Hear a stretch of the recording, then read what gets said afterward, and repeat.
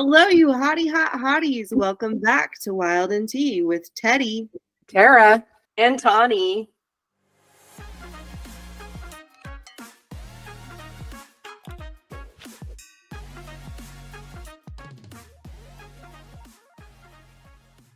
Welcome back to our Wild&T podcast, everybody, for season 2. Thanks for waiting as we took a little holiday break. We are super excited to be back, and let's get into it. So we're actually going to start this episode with a little bit of a new segment called Tara Rocks Your World. Tara, tell us a little bit about that. And this topic today is on February's birth gem, the amethyst. So the amethyst is actually one of my favorite gems because purple, I love purple. And I've actually done my own digging amethyst out of the earth, which was quite lovely to grab my own amethyst, find my own amethyst. But amethyst is interesting because the ancient Greeks and Romans believed the gemstone could ward off essentially hangovers from drinking alcohol, which is really funny. I don't know where they got it from.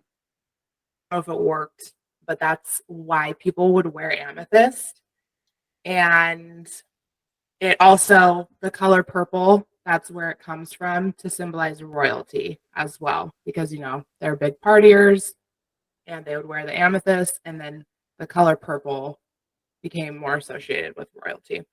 Amethyst was one of the most sought after gems in those days and was for a long time until Brazil, they discovered a large vein mine in Brazil, and that depreciated the value of amethyst. And, they didn't quite have Africa's diamond savvy when it came to that. So it depreciated the value of amethyst. But amethyst jewelry has been found and dated as early as 2000 BC. So It is a very old recognized gemstone. And I was very excited to talk about it today because it's beautiful. It's purple. It definitely has a quartz shape to it, but the colors are just gorgeous. So happy birthday this month to anybody whose birthstone is amethyst. Happy birthday! All right, coming up is Valentine's Day, and talk about a controversial holiday. But we over here at Wild&T, we're big fans of Valentine's Day. Always have been, hopefully always will be. It doesn't hold angst for us like it does for others, and we definitely owe that a lot to our parents growing up. They made Valentine's Day about sharing love with everyone, mostly their daughters, but everyone. Huge proponents of Valentine's Day and celebrating it. If there is any holiday that has anything to do with eating chocolate, I feel like it needs to be celebrated hard. Fair point. Well, let's talk about the love aspect of it, I guess. So before we go into commercialization, let's make Valentine's Day make more sense, I guess. And it's just really a representation of love. It feels like most holidays have a reminder of some sort of attribute or act. And Valentine's Day is the holiday of acting with love. So I would say, what act of love is most important to you? We talk about love languages and stuff like that.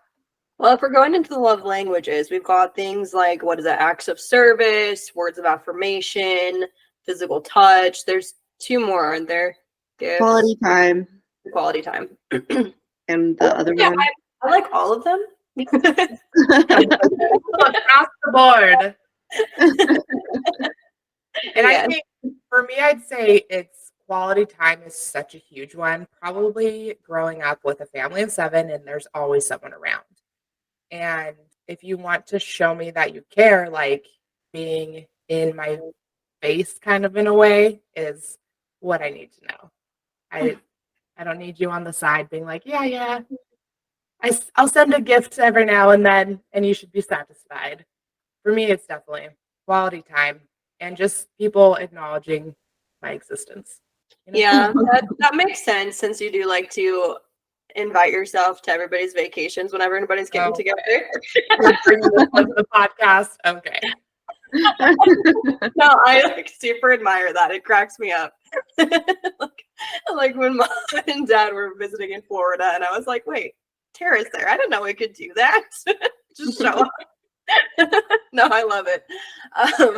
I think as I get older, mine is like acts of service or acts of love because I have a tendency to be very busy. Very busy. I'm sick. I'm sorry. I'm struggling here. And I like I thrive on that. I like to have a lot to do. I like to, constantly have a project or something that I'm working on. And it's exhausting and I do it to myself and I know I do it to myself. So it means a lot to me when somebody, whether it's my husband or a family member or a friend, just kind of does something for me, just does something to be like, I know you're tired. I have a friend who has made me dinner a couple times. She's like, you're having a tough time. Let me bring you dinner. And she just like shows up. She's just like, hey, I'm going to bring this for you today. Or my husband, I was like, dang, I really need to put gas in my car. And he was like, oh, I'll go do it for you. And I was like, oh, like that was the best thing in the world. I was like, that's amazing. So I mean, it's just little things like that. Like even today, my husband was like, "Oh, do you want me to go put your laptop in the laptop in your office for the podcast?" And I was like, "Yeah, that'd be great." So for me, it's tiny things, But I think those are probably my love language. That you receive or that you give? Receive. I mean, I like to do it for people too, but for me personally, to make me feel loved, that's what I noticed makes the most impact. Beautiful. I think that mine, I mean, when it comes to how like the gratitude that I feel when people show love, I feel like I really do like receiving gifts.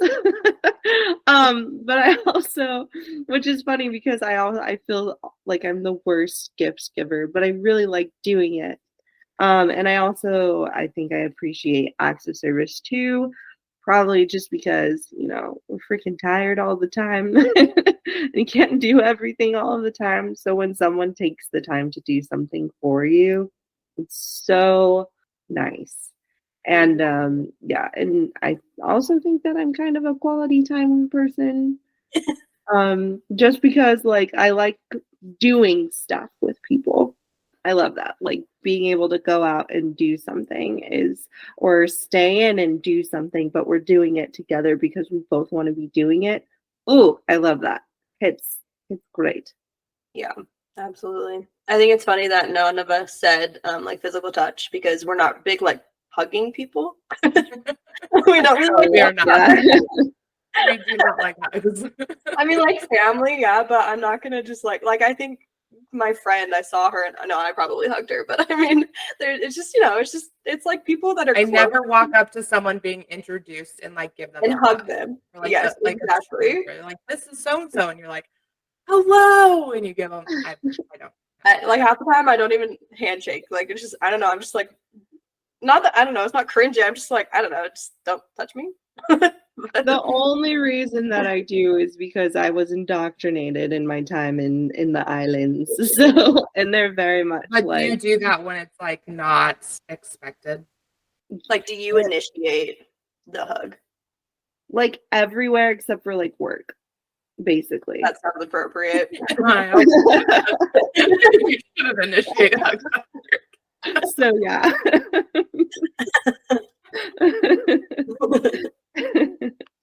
Yeah, no, I feel like it's just become more of like a habit, but it's not because that was something that I was taught growing up, and it's not necessarily because it's something that like I enjoy doing.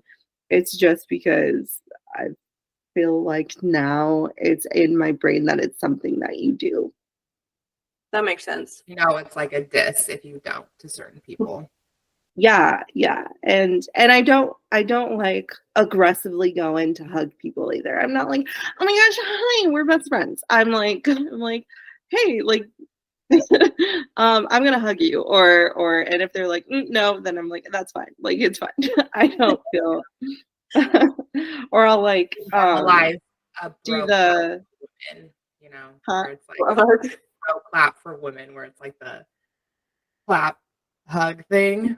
No, and I do that too. We'll do like the handshake. I'll like be like handshake and then lean in to hug. Like a very light To one. make it more of like a woman thing, something. I don't Yeah. know. Like a Mhm. like a shoulder touch or something. Sure. Just a nice little booty bump. Yeah, yeah. I'd be all about a booty bump. Oh man. So yeah, I think that's like just different ways to show love on Valentine's Day too. And it doesn't have to be gifts. It can be, just calling up a friend or something and being like, "Hey, happy Valentine's. Happy Valentine's." But yeah, what do you think is like the best act of love you've ever received? Probably the acceptance into other people's space and Mhm. family. And which is so funny because like with our family, I'm just like, no one knew. No, thank you. We have plenty. But when people invite me into like their home and their family and they're sincere about it, it means way more to me than I thought it ever would. Yeah, I agree with that. Definitely. Especially, with how much we have moved away from our family or, siblings or people that we know. And then you just kind of like, it's like you have to find a new one. I need to find my other family while I'm here. So I have somebody. And I agree. I love when it's not just like your friend, but it's their whole family. That's just like, okay, now you're part of the family. It definitely. Yeah, and despite what they say, you will never find your new family at work ever. So don't. Eddie, do we need to No, have a work intervention no, with you? no such thing. Today, are you okay? Eddie's like, no touchy, no love. We're Not my family. If you want to give them like a Valentine, that's enough. I like picture you taking folders and like setting them up around your desk. like read into it. Work is not the place to find those things. It's the place to get money. Oh, And I man. think it's a big thing on why people feel like Valentine's Day is commercialized or why they struggle with it so much. And I would just put a reminder out there like, if you give, you shouldn't expect to receive. And if Valentine's Day is important to you, you should be giving and giving others that love and showing that love. And it's just kind of like a Christmas. Like you shouldn't be giving Christmas gifts and expecting to receive Christmas gifts just because you randomly drop that on a person. And same thing with Valentine's Day. Like going back to season 1, buy yourself the damn flowers. Mm-hmm. And then buy them for a friend. Buy them for anyone who you think would appreciate and that you would like to show love for. Yeah, and also like knowing that love is not transactional, it's not tit for tat, it's nothing like that. But the way to get the most out of like a holiday like this, or just generally in everyday life, is be looking to give more, and not feeling entitled to receive, because that's like, I don't know. Yeah, like what you said. The more that you put out there, the more that you add to others' lives, you are just going to be receiving back. Even if they don't directly give anything back, you will be enriching your life more by giving more to others. And that's like why I think holidays are so fun, because even if they're not directly centered around giving, like Thanksgiving, right, is all about literally giving thanks. Christmas is giving the spirit of Christmas and all of that. And Valentine's gets such a bad rap because they're like, oh, it's Single Awareness Day. Like, I don't have a date today. I'm not going to go to a fancy dinner. What's even the point? When we're looking at it that way, it depreciates in value. And so we're wanting to increase the value that we give to a holiday like this by giving to others. And it doesn't have to be gifts. It doesn't have to be anything crazy, but yeah, like you said, just like a kind message, or just letting someone know, hey, these are the things that I love about you, and I want you to know that I appreciate you. When I was in high school, mom had these tins. We're talking about this a little bit, but mom had these tins, and they were like shaped like hearts, like the little what do you call those? Molds. So I would mix up chocolate and peanut butter, and I would fill the little hearts with them. They were huge, actually. They weren't little, they were huge. But I would fill the hearts with them, and we randomly had these like sticks, like lollipop sticks. I don't know why. But so I would make these heart molds, and I would make a bunch of them. And then on Valentine's Day, I would take these chocolate and peanut butter hearts to my friends. I'd bring like a little cooler with me so I could keep them from melting. And then I would hand them out to my friends, and they just loved them. And I don't know, like we said, we were fortunate when we were kids that our parents thought of us, that our dad would buy us roses and chocolates and cards and make sure mom would dye the milk pink and make sure that we felt loved and appreciated. And so for me, it was just fun to do that for my friends, because they would get really excited about it, and they would, remember it every single year. And I don't think I ever got anything from them, but it's not what I was concerned about. I wasn't concerned about, what do you have for me? It was, oh, this was fun for me, and I enjoyed it, and it made me feel good. Yeah, it's like we have a baseline of appreciation for Valentine's Day that it fills our cup so that we can give to others and allow them to feel loved. And it's kind of funny. I was thinking about like putting, like what we're saying, putting it out there for the world. And when they say commercialization, it's like, but these companies are putting that love out there, like reminding you to love, saying, here, buy this product as a reminder that it's Valentine's Day and it's love. And so they're doing the Lord's work that way. And if you're upset by someone profiting off of that, that's the world. And if that helps other people feel love, what's wrong with that? Yeah. They'll That's get a hot take. Take so spicy over there.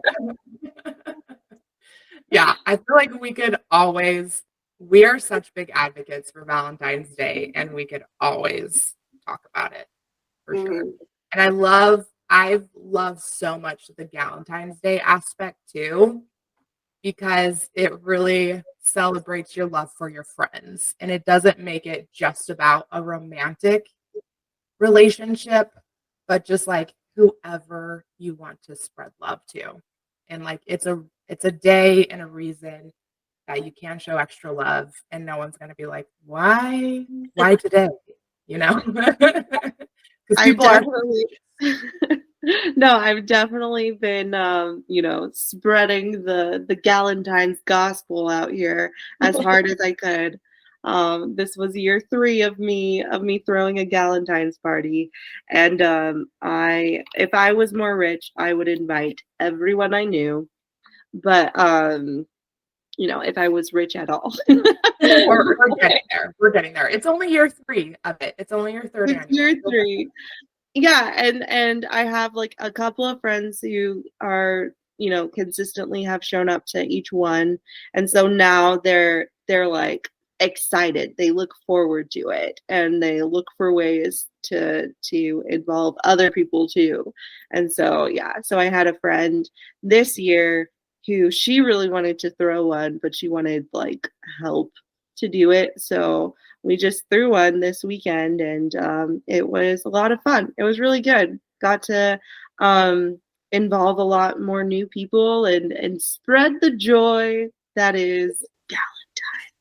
Yeah, I love It's such a cute idea. I love it. And it's so cute. It's so fun. But also with Valentine's Day, with any holiday really, comes fun facts. Let's hear some fun facts about Valentine's Day. I think the most important one is the year it started, or how long it's been going on. Yeah, so I remember just once upon a time, I remembered learning about like the origin of Valentine's Day, and it's kind of, I'll try and keep this like pretty PG. So, so basically, started off with this pagan-y holiday called in the Roman times, where they would celebrate like love in a different way, wink. And it was definitely like a time for younger hormonal teens to experience one another.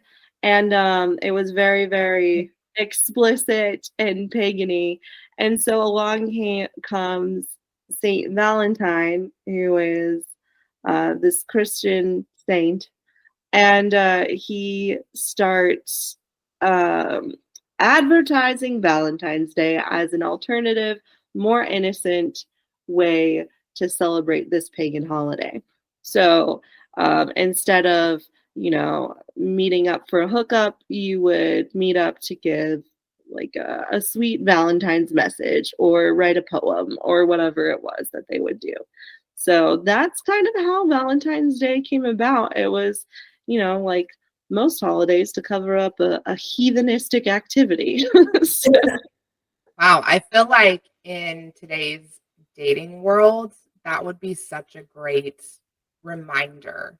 Like, it doesn't have to be about a more intimate relationship, but just more about expressing light love, especially for like Valentine's dates and things like that. Like, just let it be calmer. yes. Don't let it be so heavy. And Yeah. there's so much. I mean, I think we all knew those people who would come to school in high school with the balloons and the bears and the roses and the giant bear. Oh my gosh. You have to lug that around everywhere. You were the most loved if you got a giant bear and everybody knew it. It is true. It is true. And I never did. Because you are a teddy bear. So hate that. Not a good excuse, husband. Well, I don't want a giant bear. I want a mini Highland cow for Valentine's Day. So yeah, it's 2024. We want pets. We want animals, farm animals. It's not even that much work. It's the size of a giant teddy bear. Come on now. What I think is interesting about the first Valentine's is that it started in like 400 something AD. Like years and years and years and years and years ago. That's very early. Not as long as Christmas, but yes, very long. I mean, it is still very long. It's around the same time. We don't know when Christmas started. Speaking of like non-commercialized, like people used to go through the world knowing it was Christmas Day and no acknowledgement towards it. So would you rather have absolutely nothing that day, or would you rather be over commercialized to acknowledge that day? So my husband and I just get a pizza. We actually don't even really celebrate it. And I keep trying to get him away from it because I'm just like, I don't know. I personally don't want all the things. I don't want, teddy bear flowers. I wouldn't mind. But like, I don't need it. And I'm not going to hold it against. In fact, I told him like, let's not. And let's just do a pizza and just, hang out together. Let's just do something together. So personally, you don't need the commercialization of it. No, I don't. I would never go out to dinner on Valentine's Day if I could help it, just because it's so crazy busy and and it does like that kind of stuff does put way more pressure on it that way too, by demanding like all these things happen on this day. And I think it's just kind of, an acknowledgement that it doesn't have to be that day specifically. You can work around it. You can make a whole Valentine week if you wish, That helps spread the stress. We love a long-term celebration. All I really want is some chocolate and maybe some flowers, and then we good. But I do want chocolate. Like, I'm not gonna say that I don't. I do. Yeah, because Valentine's Day chocolate hits different. Exactly. And also, yeah, with the pink packaging and the little heart-shaped box. Like but yeah, I would much rather stay home like Tawny and, make a meal for each other or whatever, or make something spicy in the kitchen. Like, that's more fun. Hey.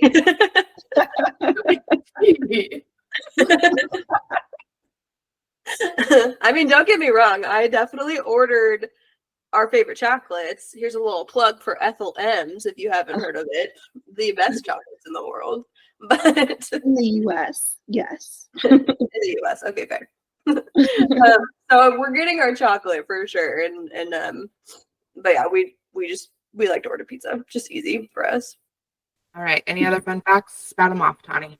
Nearly 250 million roses are grown in preparation for Valentine's Day. Wow. And how many of them find a home? And how many of them did you buy? How many of them end up in the trash because too little too late? And I think this is something that most people know, but also roses do have different meanings depending on the color. I want to say white is like sympathy, red is love. I want to say purple is like royalty or something like that. But the different colors do have different meanings. So that's another little fun fact. Very nice. Our dad one year just bought our mother a rose bush to plant. So she would always have roses and he wouldn't have to buy roses if he forgot to buy roses for Valentine's Day. She always had that plant. Though he would always get flowers for Valentine's Day. He always got them. Yeah, but he also unlocked the cheat code, so. So good. Yeah, I would love a rose bush in place of flowers. Honestly, I had a really hard time accepting flowers from boyfriends because I was like, this feels weird. My dad gives me flowers. My dad always gives me flowers. And now it makes it weird when it's like a boyfriend doing it. So it took me a long time to be comfortable with accepting flowers from boyfriends. I'd be like, can we do something else like a plant or literally anything else? Aaron bought me it was flowers, but it was like a plant that had flowers on it, which I appreciate. Even though he knows I'm gonna kill it, even though I try my hardest, but he still knows that I try. Here's one for you, Teddy. The first heart-shaped box of chocolates was introduced in 1861. Wow. That's like 1,400 years after. That's wild. Took them long enough. Couldn't figure that one out sooner. You know the nasty conversation hearts that we always got and always hated because they taste like chalk? Yeah. Apparently they got their start as medical lozenges. Sugar pills? So apparently there was a Boston pharmacist that invented a machine to simplify the way that medical lozenges, like, for like sore throats and things, were made. So it resulted in America's first candy making machine. Oh, that's interesting. Huh. Never would have guessed. Yeah. And then 1866 is when they started putting little messages on them. 1866. Didn't take them long. They make 8 billion per year. I mean, you feel bad about the roses, but what about those candy hearts that sit there for ages? So nasty. That never get. But the company went out of business in 2019, so you couldn't get them. I think that they're back now. But I mean, I know that they have like better ones, like the sweet tart ones, I think, or anyway, that aren't just chalky. So Yeah, so overall, we love Valentine's Day. And I really hope for those who struggle with Valentine's Day, just take a note and spread the love. Not literally, but in whatever way you feel comfortable with. So if you take anything from this episode, take this. Valentine's Day is not exclusively intimate love. It can be friendship love. It can be family love. It can be acquaintanceship love. It can be anything. Just try and It should be. A beautiful acquaintanceship. Family, friend, acquaintance. It should be. yeah.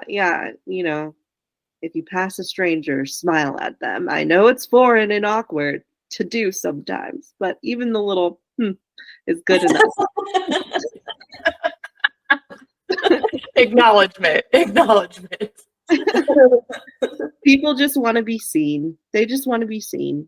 And so, even though it's hard to get out of your comfort zone, just see others on this day, because it's still a holiday. And if we didn't have holidays, we would never have a reason to celebrate anything, Or take time off work. Amen to that. Not that you can take time off eat more chocolate. Yeah. Or eat chocolate. Yeah. Or buy more roses. Or spend more time together. Thanks for joining Wild&T. Love you. Bye. Love you. Bye. Love you, bye.